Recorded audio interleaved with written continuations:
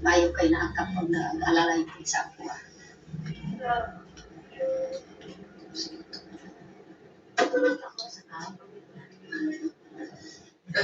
Sige ka tatawa ha. Sinayang lang. Hi, I love you. Wow.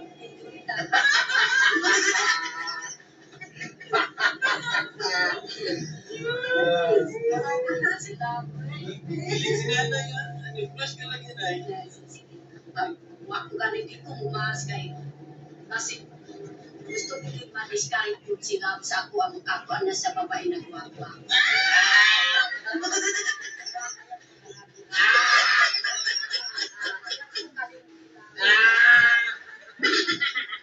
Alam mo na. Alam mo na. Dito na. Happy na si nanay kasi. So, ayan po. Malakas ba yung audio ko, mga viewers ko? Andito na naman po ako. Welcome po kayo sa aking YouTube channel, Rani Channel. Paki-subscribe, like and share, comment dito sa upload video ko. Comment ko dito sa video. Hayaan nyo munang batiyon kayo ng magandang umaga, magandang tanghali, magandang gabi sa inyo lahat. At sana po nasa mabuting kalagayan at wala sa karamdaman. Lalong-lalo na yung mga OFW natin sa abroad. Kumusta po kayo dyan? Saan man kayo panig ng mundo na roon? Sana po nasa mabuting kalagayan at wala sa karamdaman. Okay? Tutuloy tayo. Itong upload video ko ay patungkol doon kay Sir Paul, yung kanyang scholar na si Ninita, mga viewers ko.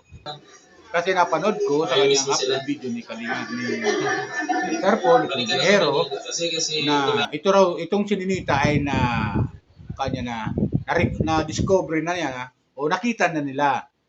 Sa katagal-tagal nakahanap nila kay Ninita sa pakikipag-usap nila doon sa tumay kay Ninita na si Ariel at sa magulang ay napahinahon din lang kalooban at yung na ibigay nila yung impormasyon kung nasan si Ninita at yun nga nalaman nila na si Ninita ay nasa Davao doon sa mga pinsan niya at hindi nagpaalam din kay Ariel. Umalis na rin bigla rin dahil ang dahil ni Ninita kaya siya umalis, natatakot siya kay Sir Paul ay pugong biyahero. So ganoon nangyari mga viewers ko.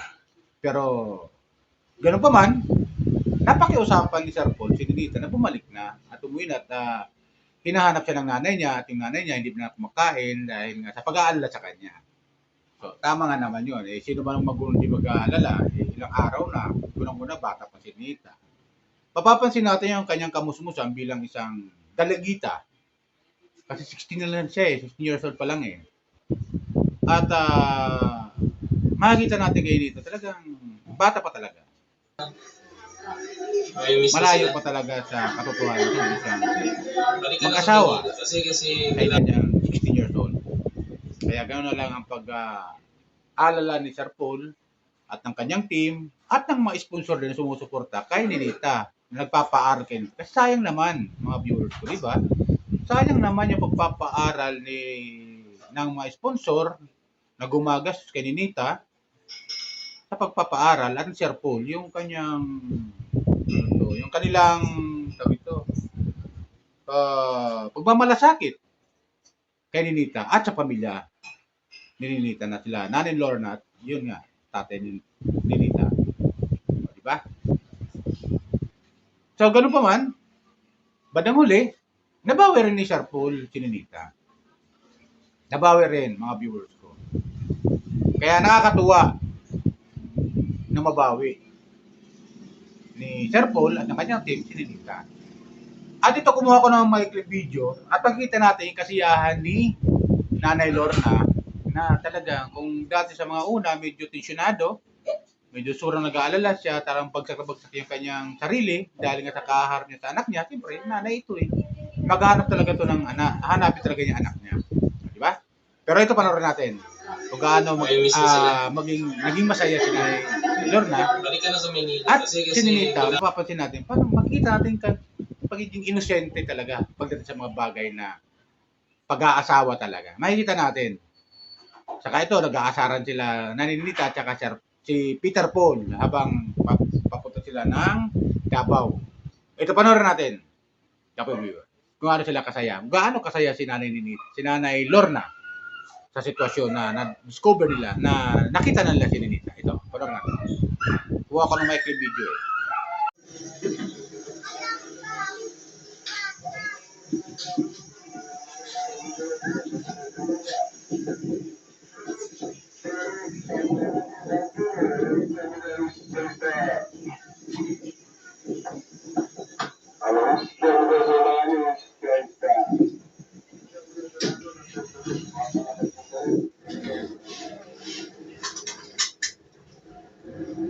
Masaya ka na, Nanay Lorna?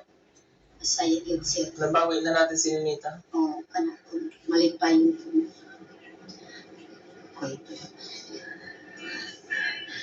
Ang nabawi nila, nakakwarta po siya na akong unaw na po siya. Grabe din ang masaya po siya. Mayo kay nakakapag nag-alalay po sa ako.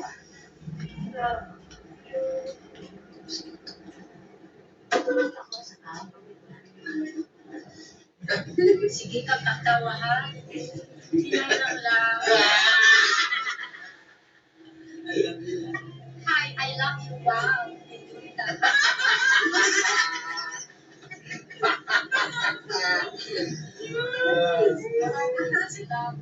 Biling si Nanay, flash ka lang yun ay. Wag ko ganito kung mas kay kasi gusto ko din ma-discourage yun sila sa ako ang kakuan na sa babae na guwapa.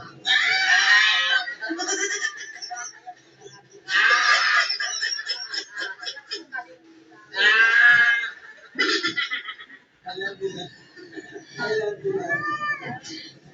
Dito na ay.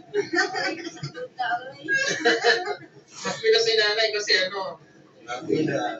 Happy na. Andiyan na si Ninita. Bumalik na yung ano niya. Ngayon naman, ang problema naman natin si Nanay Lorna. Yun. Oo. Basig mapana tayo ni tatay. Bastos ka talaga na isa kalasagan. Bata, bastos ka po sa bukid. Mabuhay pa yan. Wala ka napansin sa lab mo, Nay? Di makikita pablingin lang po. Diba? Iyang gupit ko, ano mo napansin? Ay, pag yun rin, karoon ako pinakalitay.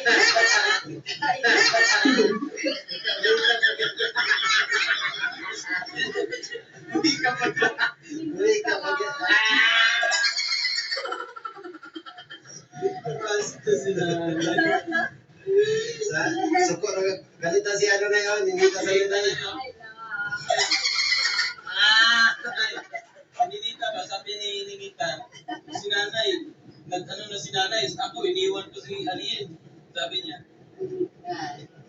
Ayaw gito. Kaya putula ko yan. Pasawa ng cellphone kay kasi kung manawag ko Pag si Nanay, pwede lang. Pag si Ninita, bawal na. Kalikugin mo gamit kasi kung sintay po sa ako. So, ayun, di ba? Naparoon natin mga viewers ko. Yung sobrang saya ni Nanay Lorna. At nag-aasaran sila ni Peter Paul habang nagbibiyahe. At ganoon din siguro, at ganoon din kasaya si Sir Paul. Si Pugong Biyahero na kita niya na si Ninita sa katatagan na kahanap, ay nakita nga nila. Diba? Pati sa kanan kayo, yung aso maingay sa kabila nung pinakon ko sa inyo. Kasi nga, pati yung mga aso natuwa rin. natuwa rin nung ma-discover nung makita nila si Ninita. Di ba? Tapos, yun nga, dumating sila sa airport. Ayos na sila. Yun nga, kinausap ni, hindi ko alam kung si Balikan na sa Peter Paul Manila. nagkakausap Kasi ni Ninita, kung anong nararamdaman niya na, yun nga, at babalik na sa Manila. Anong masasabi niya kay Ariel na babalik na sa Maynila at kung gaano kasaya ang nararamdaman niya o nalulungkot ba siya sa sitwasyon na wala na na iniwan niya si Ariel at siya ibabad sa Manila, ipagpapatuloy pag-aaral. Di ba? At makikita natin kay Ninita, malungkot siya. Kasi nga naman, iniwan niya yung kanyang, yung masabi natin ba, puppy love lang yan yung mga ganyan puppy love lang yan, nararamdaman ni Ninita, patungkol kay Ariel. Pero si Ariel, seryoso, dahil nasa edad na si Ariel Pero si Ninita, ang nararamdaman niya, puppy love lang to At yun nga, nalulungkot daw siya, at sabi niya, na ingat lang siya, si Ariel, at antayin siya. Dahil tapusin niya muna yung pag-aaral niya. So maganda, di ba, yung May miss mo sila. at nagsasabihan niya na sabi Balik ka na kay sa Ariel, Manila. hintay lang siya. Nila. Hintayin siya, si Ninita. Panoorin natin yung kabuuan ng kwento. Panoorin natin. Ito sinasabi ni Ninita habang kinakausap siya ni Peter Paul. At di ko alam kung si Peter Paul yung kausap niya o Sir Paul. Si Pugong Biyahero mismo. Ito panoorin natin kung ano sinasabi ni Ninita patungkol kay Ariel na iniwan niya sa probinsya, dyan sa Davao. Okay? Ito, panoorin natin. At dumiretso na nga kami sa Davao Airport para sa pag-alis ni Nanay Lorna at ni Nita.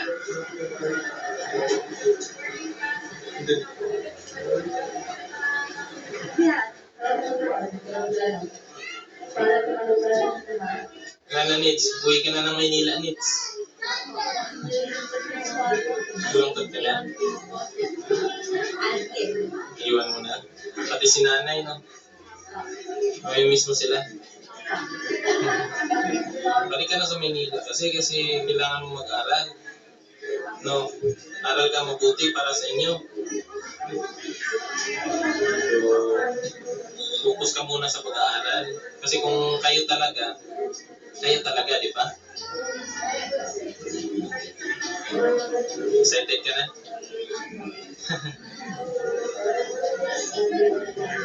Ano masasabi mo na uuwi ka na ng Maynila? Iiwan mo na si Ariel. Malungkot daw siya na iiwanan niya na si Ariel. Pero dahil sa kasunduan, para sa kanyang pangarap, nasakit man sa kanyang dibdib, ang mga desisyong ito ay kakayanin na daw niya para sa kanyang kinabukasan.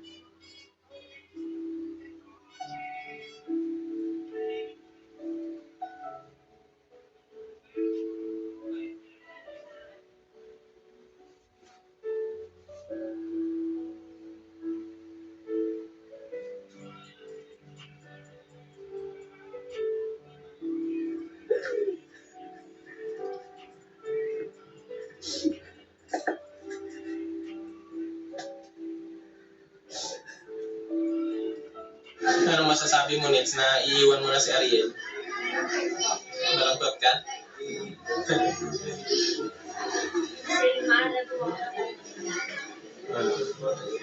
Si nanay, mamimiss mo.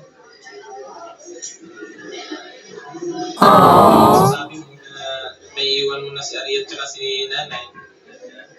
Malungkot ka? Pero kailangan, no? Aral ka mabuti, ha? Naintindihan mo naman na Oh, wow! talaga gawin ni Sir Paul yun na kumbaga ang ginawa naman ni Sir Paul is para iligtas ka, di ba? Kasi alam mo naman yung buhay na na maaga mag-asawa, mahirap, di ba?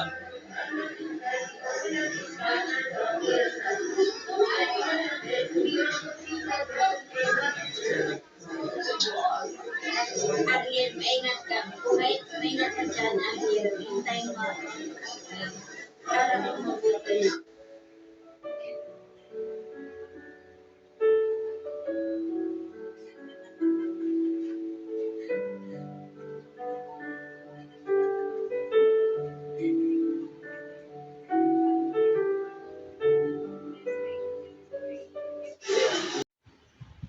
So ayun, di ba? Mga viewers ko. Panood natin. So mababakas mo sa mukha ni Ninita yung kalungkutan. At sinabi naman niya na nalulungkot siya sa sitwasyon nila ni Ariel dahil nga malalayo siya kay Ariel Bagamat masabi natin papi lang to eh, yung nararamdaman. Balikan na sa Manila. Bata Kasi pa kasi nga. nila. Nasa 16 pa lang at hindi pa pwede sa batas natin na umiiral sa kasalukuyan. Pero sa batas ng tribo nila, pwede na yon. Eh, meron nga na tayo napapal kay Sir Po, kay Pugong Biyahero sa mga upload video niya, pero 10 years old, nag-aasawa na. 10 years old pa lang ha, nag-aasawa na. O 12 years old, mga ganon. Si Maylin nga, kundi na agapan ni Sir Paul, maaari nag-asawa sa edad na 15 years old lang. Buti na agapan ni Sir Paul, di ba? So, ibig sabihin, may potential sana kung sana na maaari mapangasawa bigla itong si Maylin noong unang na-discover ni Sir Paul. At naglayas nga ito dahil ayaw nga niya mag-asawa, dahil gusto niya mag-aral, mapagtapos sa pag-aaral, at gusto niya maging pulis. Ang pangarap ni Maylin. So, naagapan yun. At yun nga, yung binigay na para sa kabayo, tawag dito, may pag mag-aasawa kasi diyan sa tribo nila, pag gusto mo isang babae, magbibigay ka ng pera o kabayo na regalo para sa magulang, para lang mapangasawa mo yung babae. May mismo sila. Pero ganun pa man, natanggap ng magulang ni Maylin, ang ko ano yun, pero naibalik din ni Sir Paul. At yung nabawi niya si Ninita at si Maylin. So, gano'n nangyayari ngayon kay Ninita, bagamat hindi gano'n ang sistema ng panliligaw ni Ariel, ay tag dito, dahil bata pa, hindi masyadong gano'n ang sitwasyon, kaiba kay Maylin. Dahil talagang si Ariel ay nililigawan talaga yan si Ninita. Nagliligawan talaga sila. Ang problema lang kay Ninita, dahil bata pa nga, siyempre, kumbaga sa nangangamuhan ay yes sir ng yes sir lang. Yes ma'am na yes ma'am lang. Hindi pa sa makapag-desisyon ng buo talaga. Di ba? Kaya sabi ni Sir Paul, ano magiging buhay ninyo nang kausapin na si Ariel? Kung mapangasawa mo si Ninita, ano magiging buhay ninyo? Paano magiging anak ninyo? Hindi gano'n na gano'n mangyayari pa rin. Kung anong nararanasan ni Ninita ngayon na hirap ang buhay nila, mararanasan niya pagdating nagsipag-asawa kayo. Sagot ni Ariel, nakakakain naman sila 3 bisang araw. Ando na tayo. Nakakakain 3 bisang araw. Pero paano magiging edukasyon ng magiging anak nila? Magiging buhay pagdating ng araw? Na sila ay magkasama at nag-asawa. Ano magiging sitwasyon? Ano magiging buhay ni Ninita sa piling niya? At magkakaroon sila ng anak. Diba? So maganda yung hangar ni Sir Paul na talagang kailangan mapag-aral talaga mabuti. Mapagtapos muna si Ninita. Kung talagang mahal niya si Ninita, sabi ni Sir Paul, kung talagang mahal mo si Ninita, papag-aralin mo hanggat may nagpapaaral. Hintayin mo siya pag edad ng tamang edad. At wala na kami doon. Diba? Tama na may advice si Sir Paul. Kaya buti nila si Ariel, nakinig din kay Sir Paul. Dahil kung pipilitan niya sarili niya, maaari nga naman malagay rin sa alanganin at makasuhan siya ng child abuse. Kasi bata pa si Ninita. Child abuse talaga ang magiging talaga ni Ariel kaso. At pwede siyang kasuhan ng kidnapping or human trafficking. Dahil bata pa nga si Ninita at wala pang sariling pagdidesisyon. So yan lang din mga viewers ka. Paalala ko lang po ulit, baka meron dyan mga viewers, Sir Paul, na hindi pa nagsusubscribe sa akin, pakisubscribe lang po, like and share. Ganon din sa mga viewers ng Kalingap. Shout out Sir Paul, sa inyong team, Pugong Biyahero, shout out. At mga viewers ko, kung hindi pa kayo nanonood ng video upload ni Sir Paul doon sa paghahanap na kayo dito, panoorin nyo yung kanyang channel. Pasyalan nyo yung kanyang channel, panoorin nyo at subscribe kayo. At po kayo mag-skip ng ad. At ganun sa akin, mga viewers ko. Kung nanonood kayo, huwag po kayo mag-skip ng ad. Kasi may mga advertisement na po yung aking mga video upload. Okay? Shout out sa mga hinangaan ko charity vlogger, Kuya Bal, Ate Edna, Ate Jack, at Kalinga Prab. Shout out sa inyo. Daddy Frankie, shout out. Katekram, Ka-Business, Papa Lins TV, Archie Hilario, at Kuya Noli Vlog. Okay? Shout out sa inyo, mga viewers ko. mga supporter nila, shout out kayo. Welcome po kayo sa aking YouTube channel, Rani Channel. Subscribe lang po kayo. Like and share and comment. Gawin din kay Lori Aquino Talita. Shout out sa mga viewers. Okay? Yan lang po. Bye. Ingat po tayo lagi. Pagpalay po tayo. Nang po kayo.